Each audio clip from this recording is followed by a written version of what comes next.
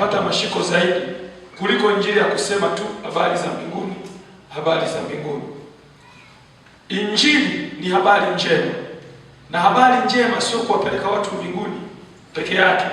Habari njema ni pamoja na kuhakikishia watu maisha yenye uhakika hapa duniani.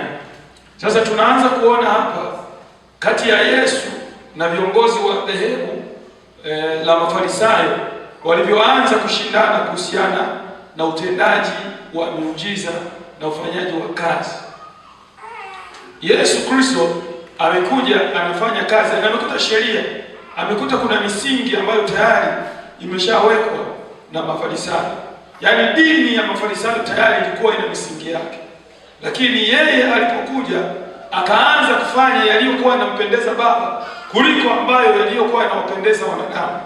Kwa hiyo yeye akaona ya kwamba cha muhimu katika maisha ya binadamu ni binadamu kuwa na furaha, na ndio maana ukiangalia habari yote injili imebeba furaha ya watu.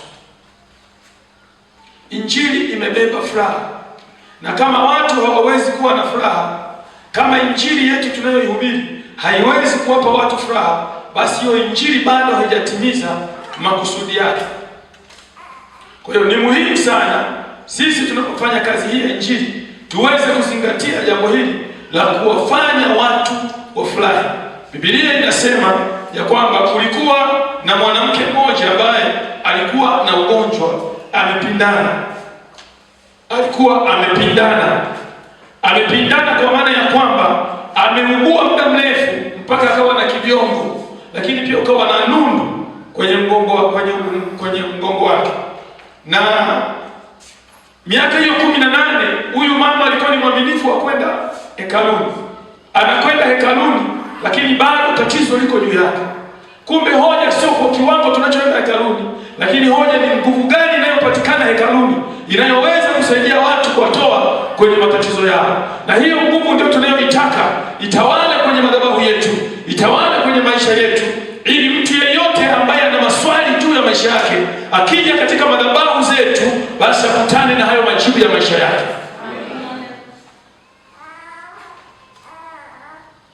Bwana Yesu asifiwe. Bwana Yesu asifiwe. Kwa hiyo sasa tunaona hapa kuna debate na kuna msigano wa kiimani na kimapokeo. Anachokitazama Yesu, anatazama furaha ya mtu, maisha ya mtu, lakini watu wa dini wanaangalia ulinzi wa imani na dhehebu lao.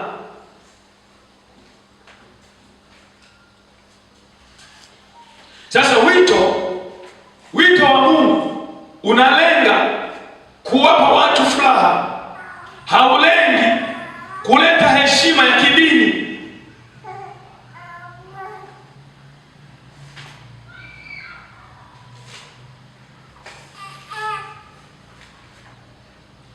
Yesu anajitambulisha kwa mara ya kwanza kuhusiana na jina lake. Hakujitambulisha nje na huduma aliyokuja kuifanya. Alijitambulisha kwa kazi alizokuwa anazifanya. Leo madhehebu ya Kipentekoste yamejitambulisha kwa misalaba mikubwa, lakini ndani ya madhehebu hayo kunapatikana vitu gani vinavyoweza kuwapa watu furaha? Lazima kama viongozi wa kanisa na Wakristo tufike mahali tukasirike na tuweze kukataa kuonewa na ibilisi. Na mtu yeyote tukimwona anaonewa, sisi tuwe upande wake, tupigane na wanaomuonea mpaka yule mtu tumuokoe katika misiba. Bwana Yesu asifiwe. Huyu kiongozi wa hekalu analalamika, anasema haiwezekani kufanya hili siku ya Sabato. Umekosea. Na wewe mwanamke, usije kuponywa hapo siku ambayo ni siku ya Sabato. Hebu tafuteni siku nyingine, sio siku hii. Wale watu waliheshimu na kukuza sana dini yao bila kukuza majibu ya watu.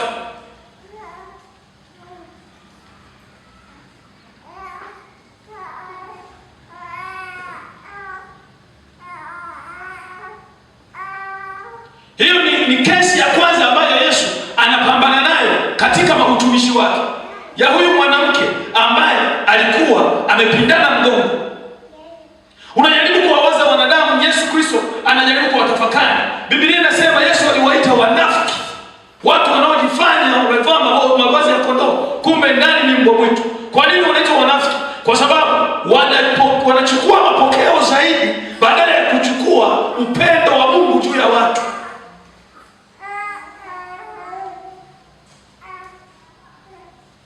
Kwa hiyo injili yetu sio ya kuambia tu watu waende mbinguni. Cha kwanza tusiseme watu kwenda mbinguni. Cha kwanza tuwaambie watu kwamba Mungu tunayemtumikia sisi anaweza kuyatoa matatizo yao katika maisha yao na akawapa furaha. Tuwahakikishie watu usalama wa maisha yao. That is number one.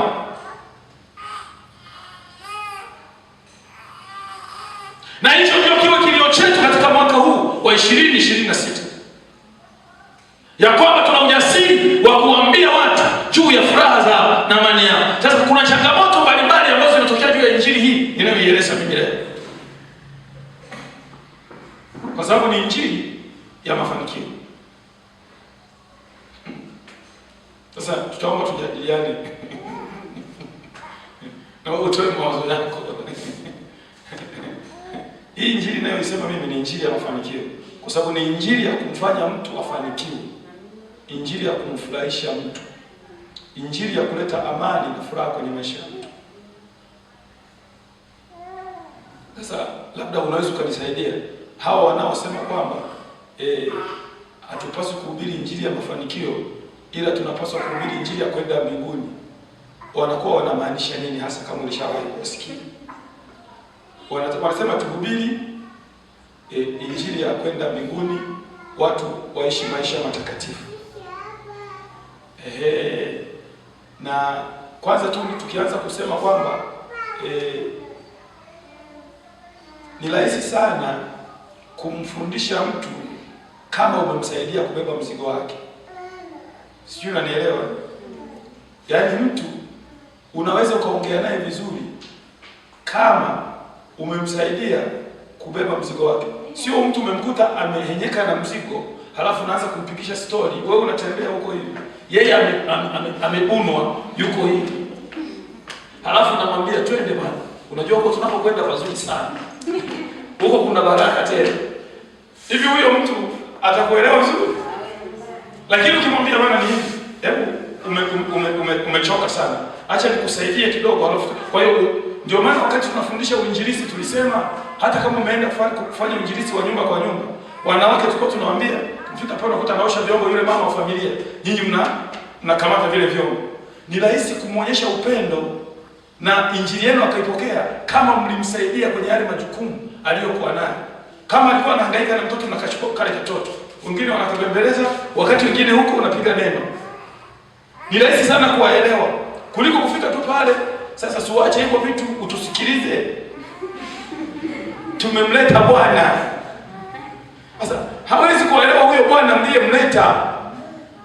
Mmemleta Bwana wakati yeye ana mtoto, yeye pale kuna jiko linateketea, yeye hapa kuna vyombo. Sasa kama mmemleta Bwana, huyo Bwana wenu tumuone katika matendo, sio kwenye maneno.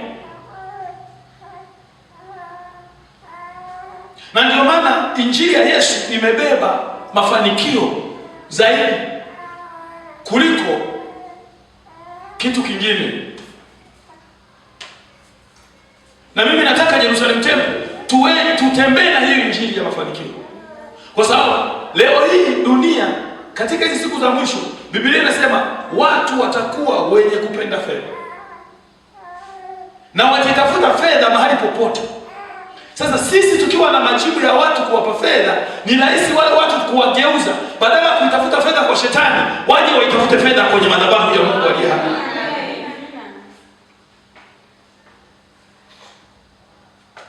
Leo hii ndoa hazidumu.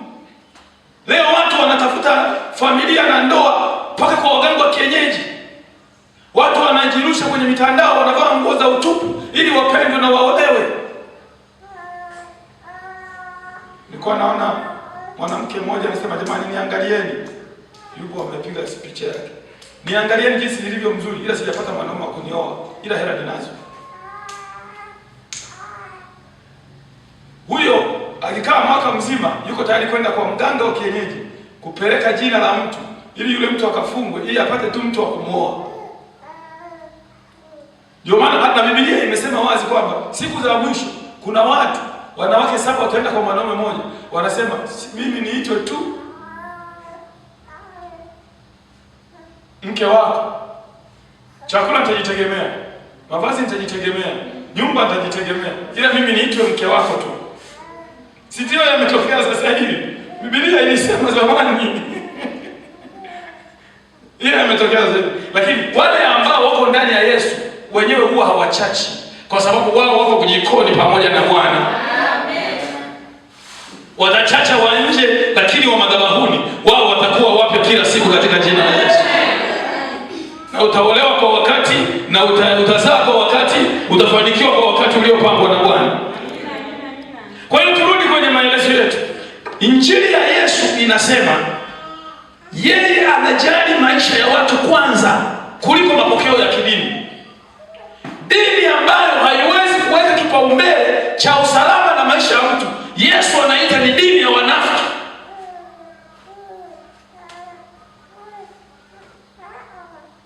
Yesu yuko tayari kuvunja Sabato ili mradi wale watu wawe na furaha. Ndio maana siku moja wakati Yesu anatembea, wanafunzi wake wakaanza kufanya kazi ya kuvunja masuke. Wakaanza kuyala na kuvunja masuke, wanapokusa wanakula. Ni kosa katika sheria. Lakini Yesu aliwaambia, kwa sababu ya njaa zenu kuleni, wala hakuna hatia hapo. Kwa sababu gani? Walikuwa wanatafuta furaha na usalama wao. Ila Mafarisayo walionyesha mkono, wakasema hapana, leo ni siku ya Sabato. Kwa hiyo wao wanatukuza mambo ya kidini kuliko kutukuza mambo ya maisha na furaha za watu. Sisi tusifanye hivyo. Sisi tuyaheshimu maisha ya watu na tuwasaidie watu kutimiza majukumu yao. Sema amina. Sema tena amina. Kama Bwana akikuongoza kwa ufunuo wowote ili kumsaidia mtu, fanya huo ufunuo ili mradi yule mtu apone. Acha kusema sisi wa Assemblies hatufanyeki hivi, sisi wa Pentecost hatufanyeki. Sisi ni watu wa mbinguni. Kwa hiyo tunafanya kwa ajili ya jina la Bwana, sio kwa ajili ya mimi wala sio kwa ajili yako, ili ni kwa ajili ya utukufu wa nani? Wa Mungu. Na ikifika jambo la utukufu wa Mungu, hapo fanya ufanyavyo, lazima tunyoshe njia yetu kwenda mbele. Hata kama iwe ni siku ambayo sio siku inayoruhusiwa, sisi tutasimama pamoja na imani ya Mungu katika kuhakikisha watu wanakuwa salama. Haijalishi mapokeo ya dini yetu yanasemaje, sisi tunapaswa kumuinua Mungu na kumweka mbele yeye. Au mnasemaje watu wa Mungu? Mnakumbuka siku ile wakati Petro na Yohana wanakwenda hekaluni kusali, ilikuwa ni siku ya Sabato. Na yule mtu aliyekuwa anakaa pale kwenye mlango mzuri na kuombaomba sadaka, yule mtu alimuinua na akapona siku hiyo. Uponyaji wa yule kilema ulizua kizaazaa kwa watu wa dini, watu waliojitengenezea dini yao na kuweka misingi yao walioitaka wenyewe, wala sio ile aliyoitaka Bwana. Wakawakamata Petro na Yohana, wakawatia gerezani, wakawaambia, nyinyi hampaswi kufanya haya mambo mnayoyafanya.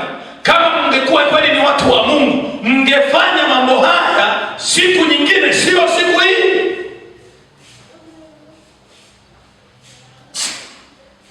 Wale watu waliwakamata Petro na Yohana, wakawapeleka mahali, wakawacharaza viboko.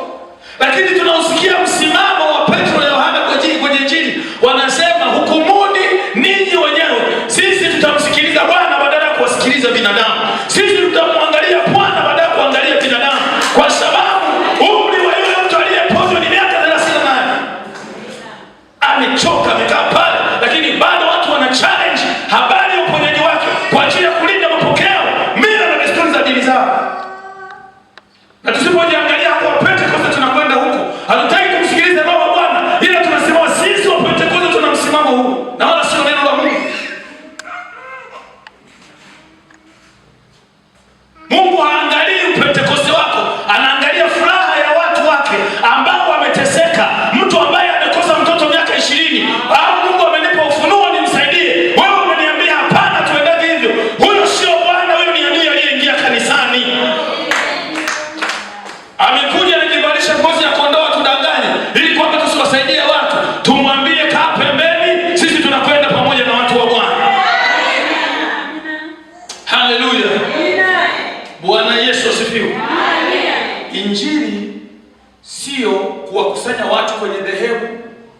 la aina fulani na kuanza kuwapa matumaini ya kwenda mbinguni wakati wakiwa na shida za kimaisha.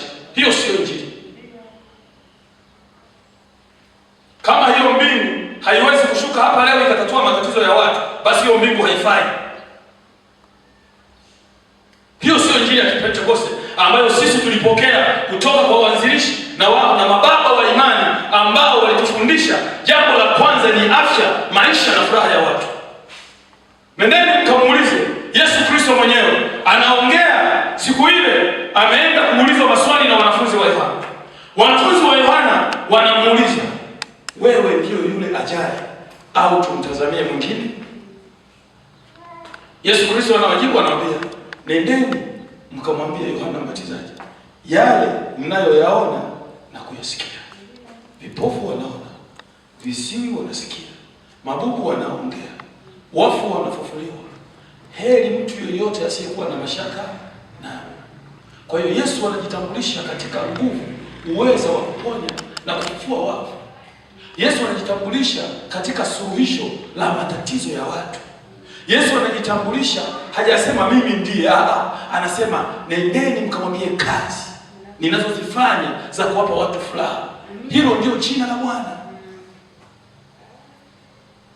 Leo hii imefika mahali mpaka wa Pentekoste wengine wameingiwa na hofu kutumia mafunuo ya kimungu kwa sababu ya misimamo na mapokeo ya kidini. Hujawahi kwenda kupigiwa ramli kwa mganga? Hujawahi kwenda kukaa kwenye kilinge cha babu ili akupe dawa na hirizi za kuponya watu? Wewe unapiga magoti na kumwomba Mungu na Mungu anakupa ufunuo, lakini bado tayari wakuu wa dini wanaweza kukuletea maswali juu ya hicho unachokifanya. Badala ya kufurahia huyu mtu alikuwa hazai, leo amezaa. Alikuwa hawezi kukaa kwenye ndoa, leo amekaa kwenye ndoa baada ya kupata huduma ya maombezi. Lakini tunaangalia sisi tuna msimamo gani wa dini yetu, inaamini nini? Kwa nini tusifurahie uponyaji wa mtu aliyopata? Kwa nini tusifurahie kufunguliwa mtu aliyofunguliwa? Mtu ambaye alikuwa hawezi. Juzi hapo niliwaambia habari za yule binti, yule mama yule wa Sengerema ambaye alienda kukamuliwa hospitali, damu ikatoka, mtoto aliyekuwa anacheza tumboni akanyamaza. Ndio akanipigia simu, nikamwombea, nikamwelekeza upako, akatumia upako niliyompa. Alipotumia ule upako, mtoto akaanza kucheza saa ile ile. Yule mama ananipigia, anapiga vigelegele, anasema, mchungaji, Mungu wako amefanya maajabu. Sasa huyo amepona. Unawezaje kuanza kumwambia kwamba hapana, huyo sio Mungu aliyekuponya? Mpe tu Mungu utukufu, kwa sababu huyo ashiki Torati, huyo afuate mapokeo yetu.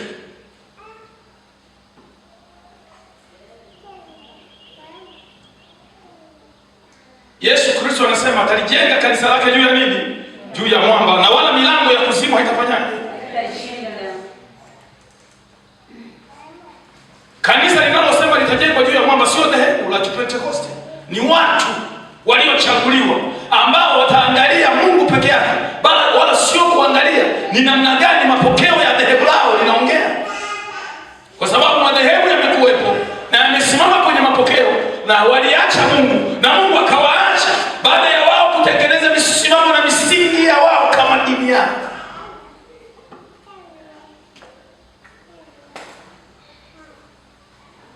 Nendeni mkafanye kazi ya Mungu. Nendeni mkamsikilize Roho Mtakatifu anawaongoza kufanya nini, ili mradi yule mtu awe na furaha, ili mradi biashara yake ifunguke, ili mradi maisha yake yaende. Tumia ufunuo wa aina yoyote ambao Bwana atakwambia. Kama huo ufunuo unaleta furaha kwenye maisha ya watu na umepata moja kwa moja kutoka kwa Bwana, wala sio kwenye mizimu, wala sio kwenye uganga, wala sio kwenye uchawi wa bibi yako. Haleluya. Bwana Yesu asifiwe. Hiyo ndio injili ya Yesu Kristo. Injili ya Yesu inaleta furaha. Injili